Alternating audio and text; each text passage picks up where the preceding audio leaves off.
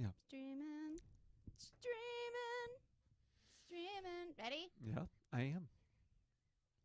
Unscripted. Hello, good morning. Hi, Gisele. Good morning, Andy Kerr. You're so sing-songy at the beginning. I like it. I don't know why. I'm in a good mood. I've done this thing where on like Tuesdays when we record, I'm trying to not do as much. I mean, I did a lot like computer stuff, but I'm trying to like Chillax. a little. Yeah, chillax a little bit. Like I didn't just get up and go to the cafe. I scheduled somebody to work this morning, and I was just like, I'm just gonna do some computer work, get some stuff done that I haven't got to, because last week was super busy. And crazy and insane. And so this week, it's like my brain doesn't want to turn on. I mean, I got stuff done yesterday, but it's that whole, it's running around and catching up and computer work. And I'd rather be physically busy than do computer work. But there is like a physical exhaustion point that I'm just like, I can't move. I should probably do computer work now. And I'm kind of like there. Yeah. I'm like so tired. So I'm just, regrouping kind of in a way. But I have been trying to chill my Tuesdays a little bit. Like, I'm not going to go in and bake cake before I get here. Okay. Or, I get running in the cafe. Yeah. And Well, you need a certain amount of energy. I do. But I mean, to interact with me. I always have that energy. You do. And, like, when I get here, like, We have fun. Yeah, we have fun. Because So I was out of town. Yeah, I know. Yeah. That's why our listeners did not get an episode last week. I know. It's usually my fault. Yeah, it's Almost usually. Almost 99.9% of the time, people. So if you're looking to point fingers, I was Which we're out. not going to. No, but if you're on the live stream, we definitely are pointing fingers. So, I was out of town. I was in San Antonio, Texas. San Antonio? So I was there. Have you ever been to San Antonio? No. I've been to Waco and Dallas. Okay. And I think that's it. Yeah. So it was like walking on the surface of the sun. It was so hot. It was so hot. That's the one thing I discovered I did not like about Texas. Yeah. I mean, I'm not a big fan of the heat anyway. Yeah. Like, it was hot here yesterday, and I was like, bleh, sick in my stomach because I don't do the heat. I just don't. Because we live normally in about 35 degrees Fahrenheit daily. We're not used to it. And I felt like, I was being cooked alive. Oh, it's so constantly. hot there. And it's like, where is San Antonio flat? Because where I was like flat. Yeah. Dry. Well, I think most of Texas is flat. It's pretty flat. Yeah. Yeah. So I went down with the Gospel Rescue Mission Conference. It's the Citygate Conference. It's a collection of it's a network of all the gospel rescue missions around the country. Okay, Things like the city mission. Like the city mission program. Okay. And so like 400 or so different. There's 2,000 people. It was really cool. Wow. Yeah. It was That's 4 days. It was a long big conference. thing. Yeah, it was a big deal. Did you have fun? I did. I liked the people. You like people. Yeah. Yeah. So there's lots of them there. Yeah. Yeah. Did you get to meet a lot of new ones? I did. Yeah. I did. I met people. So any great connections? Well, anyone who wants to hear our podcast? I don't know. That's you didn't talk about a podcast because we're like saving people every day on this thing. Hello. Right. So like here's the thing though. Little information about me. I sometimes procrastinate. No. And yeah, I know. And so I might have done that again in terms of. So I got registered for the conference, but I didn't book the hotel, which goes with the conference, and you get the conference price. Yep. It was the Marriott down there, the River Center which Marriott. Which is always nice. Right? Yeah. And, $200 some a night, their special rate. Right. And, I don't like to do things normally. And so I went to book it. It was full, and, the backup was another hotel I wasn't a big fan of. And I thought, I'll do Airbnb. Yeah. Yeah, so that'll be fun. So I booked it. I found one. It looked really nice. And, man, it was cheap. And it was open. It was ready. It was only a mile from downtown where the conference was. And I was like, that's what, 20-minute walk? That's walkable. Yeah. Yeah. And, who cares if it's 104? Right? I meant in Erie. Yeah. That's totally walkable. Right. So, so I book it, right? And I go fly down, and I get in the Uber, and it's like, 1 o'clock or whatever, 2 o'clock, and she's taking me, the Uber driver, and we're having a nice chat, and she like, oh, I like Airbnb. Sometimes they can be better than hotels. I was like, yeah. And it was like only a mile from the place. She's like, yeah, as well.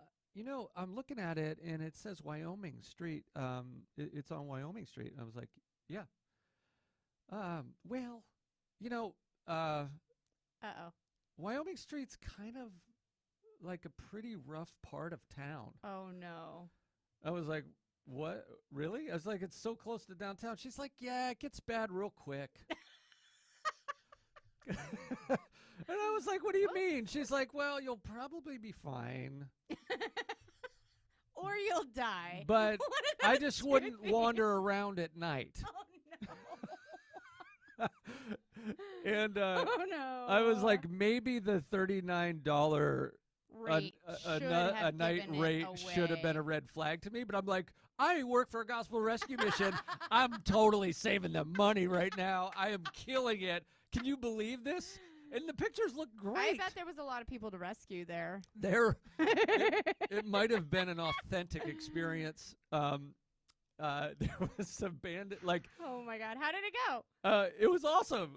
Was the place decent? It was. It was really great. But it was the only. It was you like lived, obviously. Yeah, but it was the only like renovated place in the whole area. Okay. Right. So nice. these folks really got on the front end of the renovation area. Good for them, by the way. Trailblazers. They were great people. But it was like, it was a little scary. I got to show you a picture of the place across the street. Maybe I don't know if I could post it in the comments. It's hilarious. It's like totally boarded up windows. There's like no shingles ripped off the place. Word. It was like abandoned buildings everywhere. There's this whole place, this whole huge building, like down a main drag. Did you end up walking, or did you have to Uber? So I walked the first day, and it was horrible. It was. Were you a sweaty mess by the time you got there? Oh my gosh, it was disgusting. It was disgusting. But then I found out that, they have those cities get those little scooters, those electric scooters that you can rent. Oh yeah. And it was like 3 minutes on the 17 miles an hour. I took the little scooter back and forth, and I left it right in front of my place. That's awesome. Yeah, and so I did that all week. That's the thing I do love about big cities. Yeah, and they have that bike share, scooter share thing. So I felt like. I mean, in my whole team that was there at the hotel was freaking out. They were like, "You're where?" And it's like across the tracks, and like and they're like, "Oh my gosh!" Yeah, it was so funny, and but it was, and the people that own the place were there, and they were very nice and kind, and their place was great, and I had a great experience with this thing. But I was like, yeah, I was a little nervous. Huh? You never know. No, you just don't. But you saved a ton of money. You had a good experience. I did. You lived to tell the tale. I got to ride the scooter all week. Yeah. It was awesome. I did have a little experience on the way back. San Antonio, Texas, in a plane. It's delayed because of weather. It's on the tarmac. We get on it 6 o'clock. We're supposed to leave at 6:15. The lights go out on the plane while I'm sitting there. The air conditioning stops. Oh, no. They're like, we're having a little technical difficulty. We'll be right back with you. Thank God it happened on the tarmac, though. Because, the lights out and everything, if you were in the air, that'd be bad. Right. That'd be way better. Yeah, that'd be. Yeah. I don't hear anything. It sounds like we're coasting. Yeah, no, correct. Apparently the generator that actually kicks on, like jump starts the engines of the plane and runs the air conditioner was having a malfunction. And we sat for 2 hours. It was 100 degrees outside. God. It was a plane full of 400 people. Oh my God. And cooking us. It was horrible. Oh no. I missed my connection flight and happened to be on it. Why wouldn't they just go get one of those little, pull truck things that pull you back and let everybody get off, fix your generator problem, and then load them back up? Apparently they thought it's going to be more simple than it was, and thought they had it, and then they didn't. And they didn't thought think they you had were it. in like this little metal cook Right, box. right. Under Yeah, the and then sun. it would come on for a little bit, and you'd be like, huh. And like Yeah, everybody's got their air. got their hands Faces up, up and to it. blow in my face, please. And then it would shut down, and we're there, Oh, like you hear a collective like, no. oh.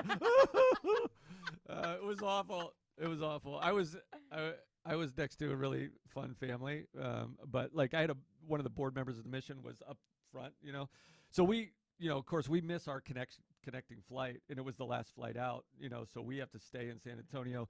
There's man. American Airlines had a line, you get a hotel, but you have to stand in this line. It's 400 people deep. Yep. And we were like, let's go get a place. So we stayed at a Motel 6. Nice. Newly renovated. Well then. Yeah, and it was still scary. And it was I was so glad it was newly renovated. Oh my gosh. But turns out my friend Tim, who is associate pastor at a new church plant near Charlotte, lives there, and he came and got us the next morning because our flight didn't leave till Sunday night at 10. Yikes. So he took us out to lunch. We ended up hanging out with him. We went to church with him. There you go. Yeah, we had dinner with him and It's his like you family. had an extra day vacation. Yeah. Yeah. Yeah. So, bunch of stories, no points yet. I'm only glad you made it back for Tuesday morning. Yes. Yeah. So that yeah. was my. Well, speaking of trailblazers, the whole forward thinking, right, Yes. in their own little neighborhood thing. This past week, I, for the first time, did like these couple of major orders, and I had got these orders like 2-3 months ago. Oh wow. And of course, they were going to be on the same week that they're both due, right? Okay. So I got this like giant graduation cookie order for like yeah. Christian school. Yeah. Yeah. And, they had wanted like royal icing. I'm like, I don't do royal icing. They're like, that's okay. Draw this stuff in buttercream. I'm like, I don't draw in buttercream. Like, it's not a thing. It's not a thing. And so they're like, well, what can you do? I'm like, I mean, we make little monster sandwiches, with the frosting in the center and cookies. Oh yeah. So we do all kinds of cookies like that. So I'm like, I could do that. So I ordered this stamp with their logo and a little graduation cap. Yeah. And I'm thinking this was for a senior class. Like they just said it's for a graduation at the end of the school year. And I assumed it was seniors. Yeah. And that there was going to be like 250. And it wasn't until I'm doing the cookies that a friend's in there and helping out. And he's like, isn't that school kind of small? Like there can't be that many graduating seniors. I'm like, I don't know how big the school is. Yeah. And he's like looking it up on his phone. He's like, yeah, so I think that's the total number of everyone in the school. Oh wow. And they don't have a 12th grade. It only goes to 8th. And mind you, the reason I bring this up is these cookies were 5 inches around. Because I'm thinking, if this is a senior boy, he's going to need, or like girl, because I can hammer a cookie. Yeah. And I'm like, they're going to need a cookie, right? But a first grader, that's But going to a be first his. grader, it's the size of their face. Yeah. It's And a whole day's allotment of calories. I could have definitely made that thing 3 inches smaller and saved myself a bunch of hassle, time, and product. But I didn't. Oh wow. And so anyway, we get this order fulfilled, and it was a long day, long night, 2 days in a row. And then I immediately have to start on this big wedding cake order. Like it was all these wedding cupcakes, seven different flavors plus the couple's cake. And so, my cakes are special, right? They're like some kind of fun cake plus a filling and some kind of fun buttercream toppings, right? So I actually got done kind of in record time. I thought it would take me like 3 days because I got to err on the side of mess ups, right? Or something's going to happen. And so how many people?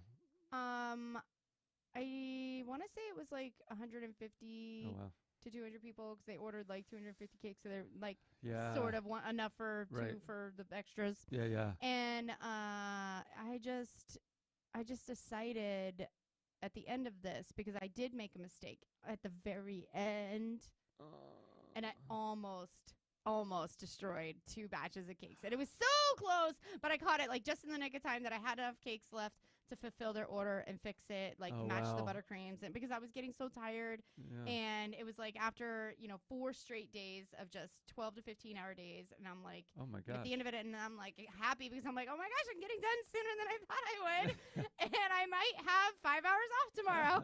Oh. So because strongman jobs have started back up, and so like I'm Oh. scheduling a couple fences, doing some Okay. painting, Yeah. and I'm like, okie dokie, no worries. I got the cake orders done and delivered and set up on Sunday. It was great. However, like there was this big slump as soon as we delivered and got Oh, everything wow. set up, like Sunday late afternoon. I'm like, Mom, can we go get an ice cream? Because like I need to just finish the day. I think I went to bed at like 8:30 that night. That's not what I thought you were gonna say. No. Well, I didn't need to binge on like a whole tub or anything. Like I wasn't like de-stressing. I definitely had a bourbon later that night, in bed by 8:30. Oh, Like wow. I just needed to be done with the world for a second. And so yesterday was like it was hard to get moving. Oh. And that's why, today it was like a little Yes. hard to get moving, but I thought, I'm mentoring and stuff. I would go more into catering, baking, cuz this is the advice I've been given, Yeah. really utilize the kitchen that you have. And even from the show, Yeah. I had been told, like, now that you have the kitchen, this is where you need to develop. This is what you got to Mhm. do. And I had gone to the hotel and, like, we Mhm. could do catering and stuff. And now that I've dabbled in it, Yeah. How do like, you feel and about it? these were like just 2 orders in 1 week, Uh-huh. hardcore. I'm like, in order to grow in this direction, Yeah.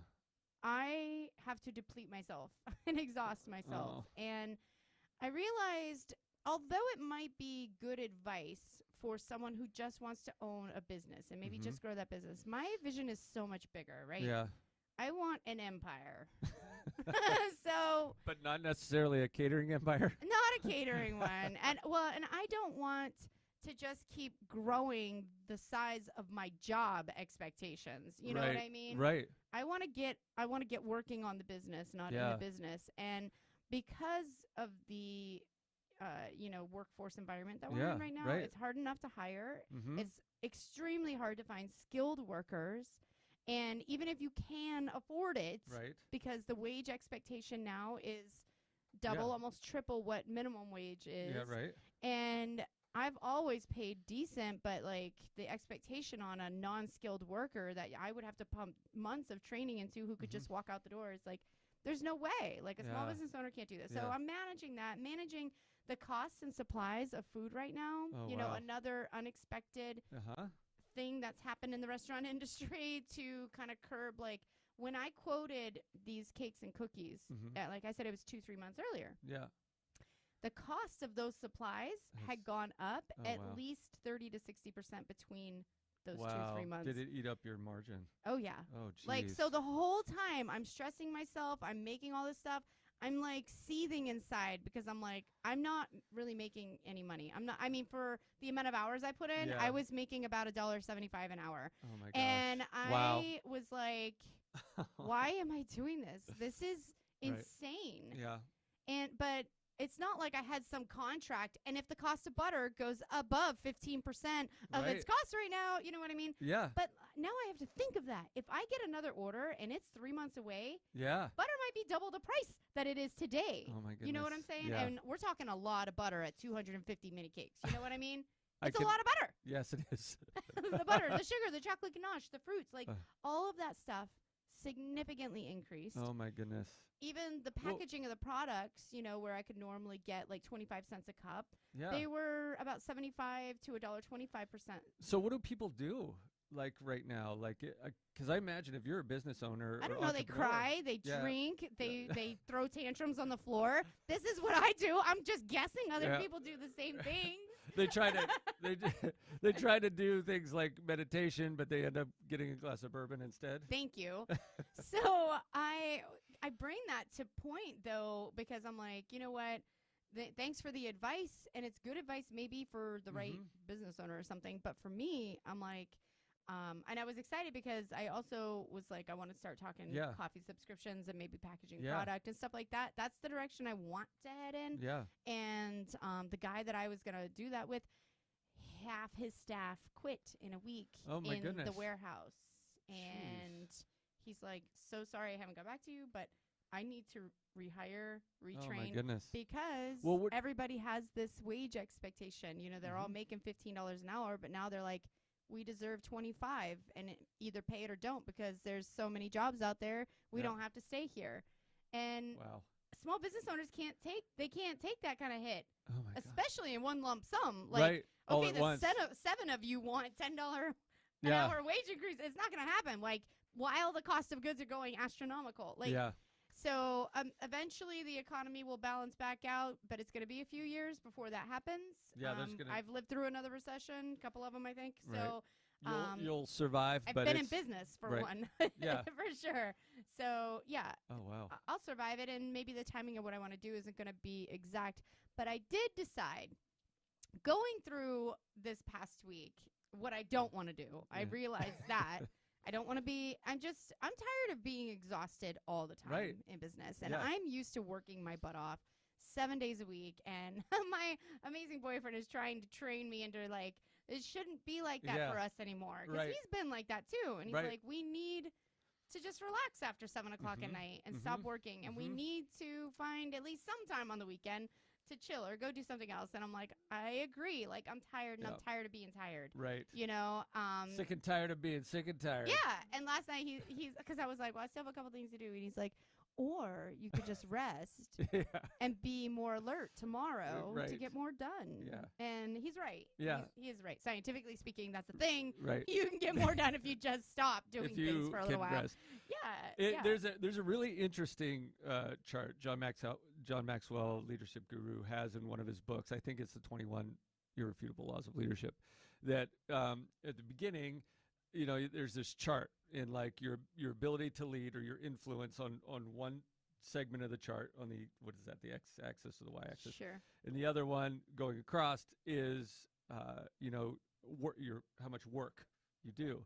And a lot of people, when they want to increase their influence, they increase the hours. The amount of work. Yeah. And, you know, and it's really nice chart, right? Because when you do it on the chart, and then there's like this opportunity cost curve or something where like your significance starts decreasing no matter how much work you keep putting into it. Yes. Yeah. And so because he's a leadership guy, you know, so if you increase your ability to lead, you know, then you don't, you know, your influence goes up without having to work more, right? Right. Which is nice on a chart. Right, but it's like so nice on a chart. You're like, oh, well, charts are so pretty. Well, John Maxwell, all I need to do is increase my leadership, and then look what happens. Done. Right. And then I read the book. This time next Tuesday. Right.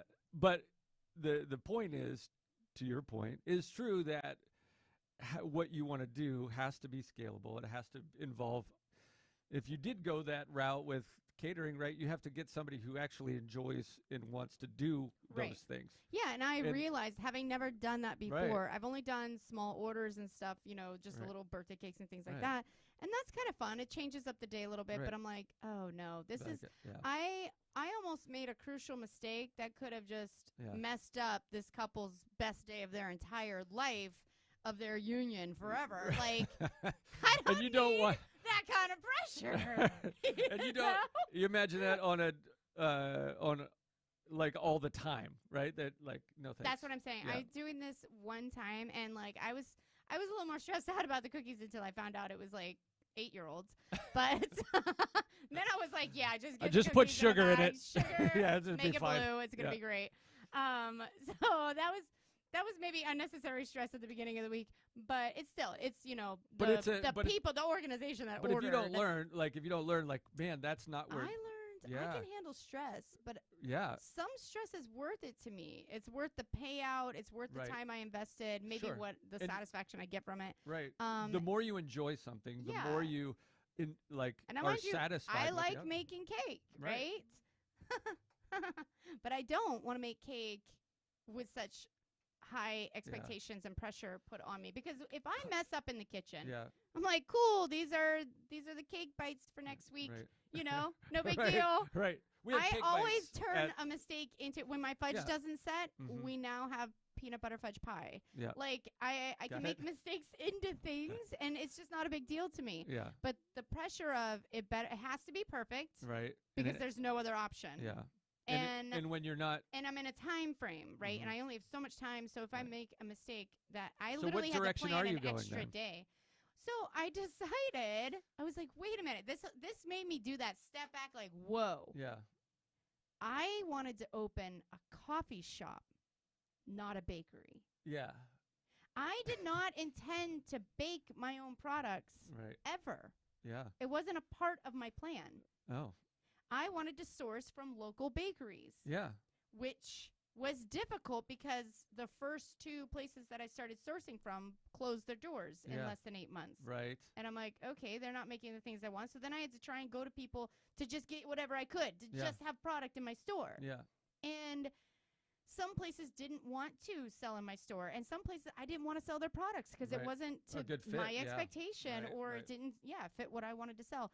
So that is what kind of forced me into baking. And because I'm like, well, if I can't get what I'm looking for, then I'm going to have to make it Right. myself. Yeah. And then the TV show comes in, and they have to create this story, and a good part of that story would be, okay, well, alcohol is not working here. It's making zero money. Let's get you a kitchen so you can start baking, and that way you Yeah. have more stuff to sell, make Yeah. more money. They were right. We make more money. We sell more stuff.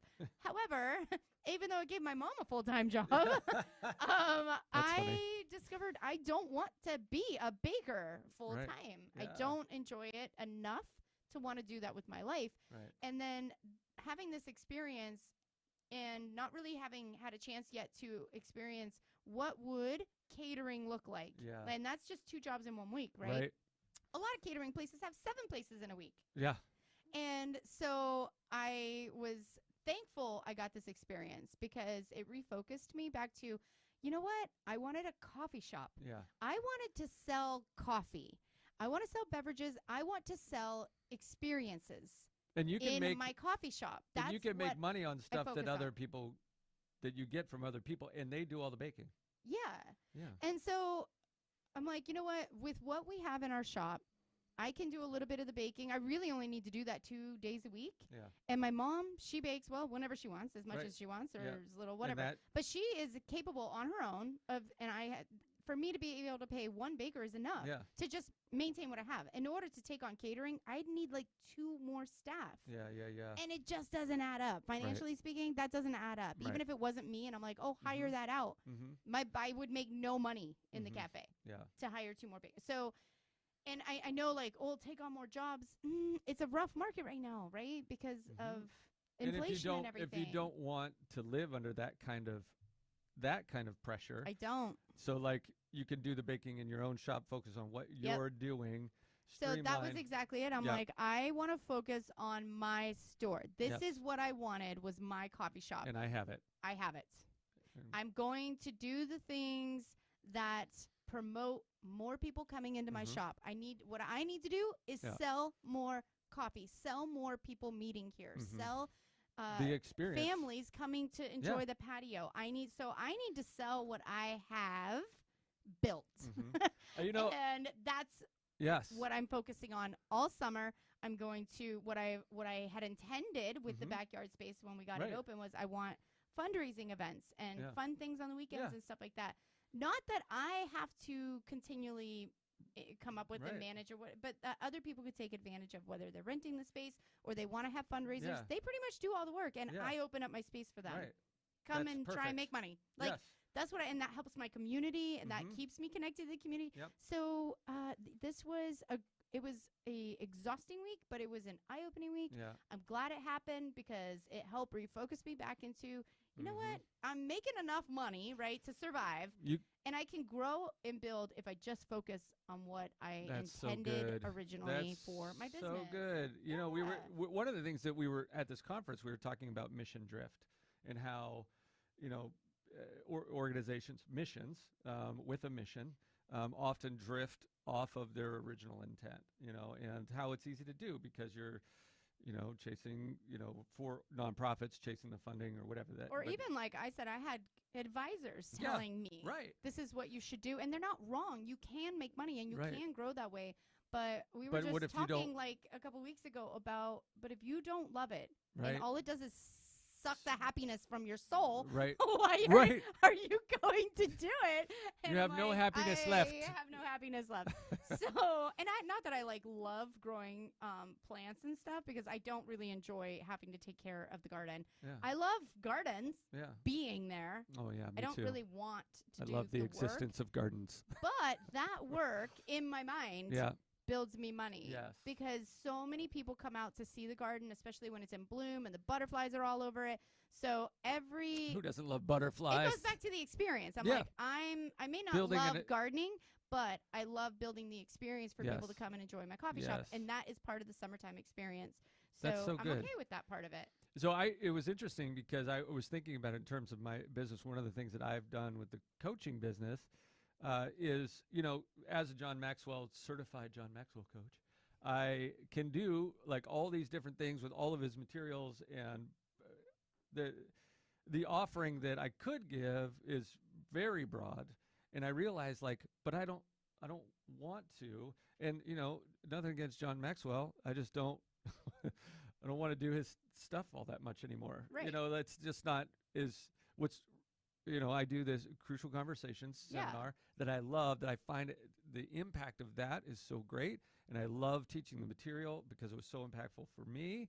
And I've learned a ton from John Maxwell, but when I've taken his stuff and what I've learned from that and addiction recovery and all my other experiences with leadership, I was able to distill down my own philosophy of life change. And I created a class that working with somebody from Erie Insurance to get that there. And I love that material. I teach it to the guys in the program at the mission. I teach it, to other people. And so I'm just going to do those two things. Yeah. Because I can't offer everything, and I'm going to offer what I love the most and I'm most passionate about. So I'm going to do personal coaching. I'm going to train those things. I'm going to do, keynotes, and that's it. And I've had to pull back and be okay with this is what I'm going to offer. This is what I'm really excited about.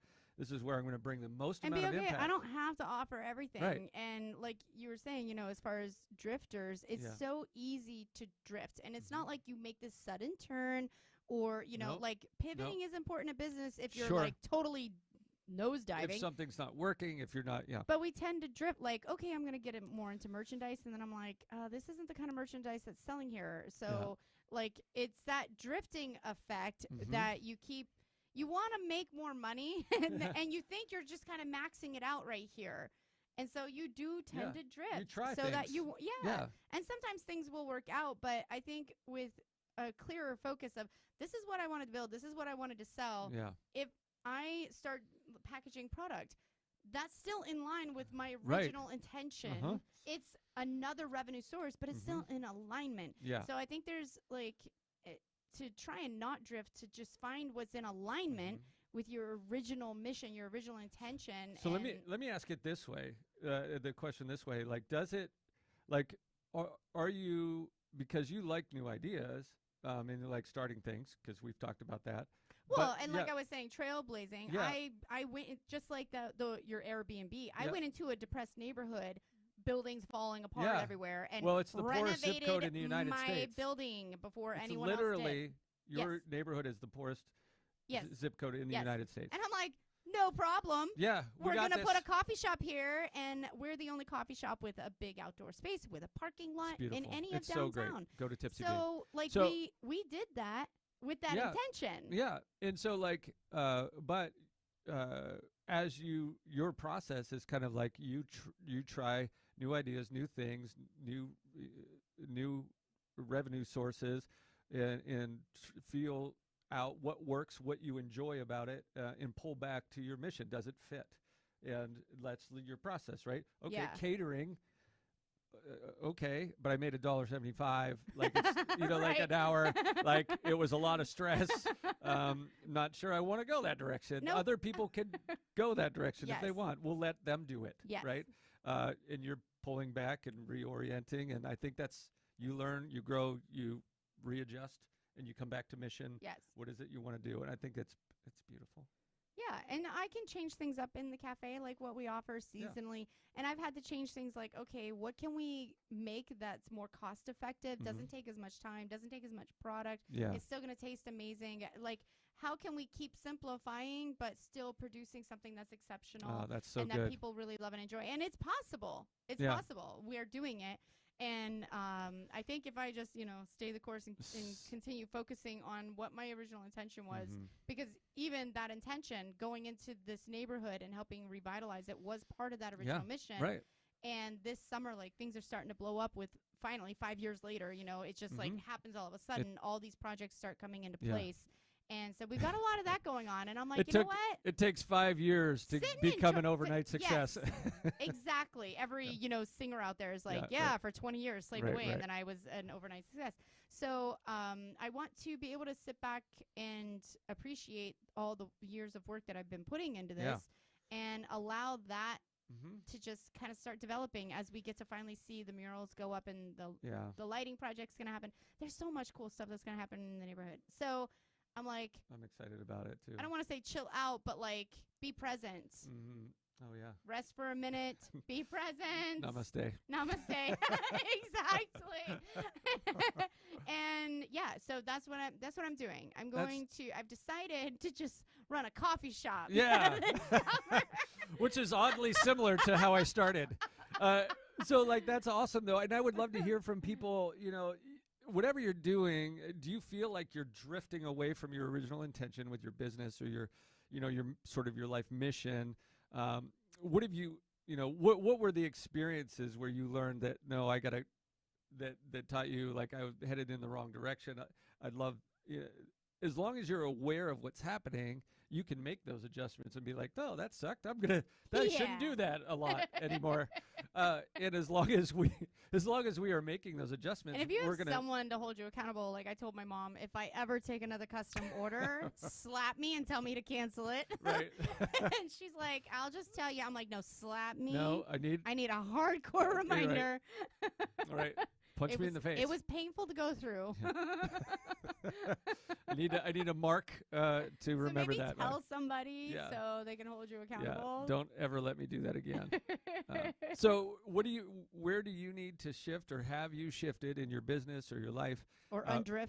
Adrift, or like boiling the frog. You feel like, oh, hey, I've been in this and it was bad, and kept getting worse, and I didn't realize how bad it was until something significant happens. Right. Like you boiled your legs.